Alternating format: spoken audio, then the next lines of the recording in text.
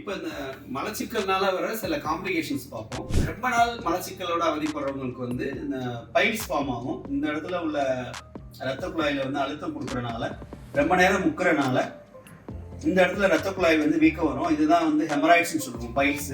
இது ஃபார்ம் ஆகும்.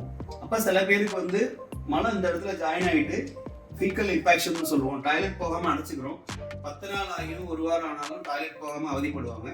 ஸோ அவங்களுக்கு வந்து நம்ம அட்மிஷன் பண்ணி அந்த ஃபீக்கல் இன்ஃபெக்ஷனை வந்து சரி பண்ணுவோம். மருந்து மூலமாக 2 to 3 days மெடிசன்ஸ் கொடுத்து அந்த மலம் கெட்டியாக இருக்கிற மலத்தை ரிலீஸ் பண்ணி விடுவோம். 3வது, இந்த மலச்சிக்கல்னால வந்து மோஷன் டைட்டாக ஃபார்ம் ஆகி இந்த இடத்துல அல்சர் ஃபார்ம் ஆகும்.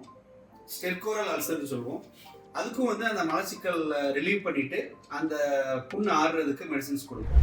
ரொம்ப அதிகமாக பாதிப்பு வர்றது வந்து படுத்த படுக்கையாக இருக்கிற patients, stroke patients, Parkinson's disease patients, இந்த மாதிரி பெட்ரிடன் பேஷண்ட்ஸும் மூவ்மெண்ட் கம்மியாக இருக்கிற பேஷண்ட்ஸ்க்கும் இந்த ப்ராப்ளம் அதிகமாக வரும். ஸோ இவங்க தான் அதிகமாக நெக்லெக்டடாக இருக்காங்க. ஸோ அவங்கள ட்ரீட் பண்ணி இந்த இதுலேருந்து ரிலீஃப் கிடைக்கும்போது பேஷண்ட்ஸ் வந்து will feel a marked improvement in the quality of life.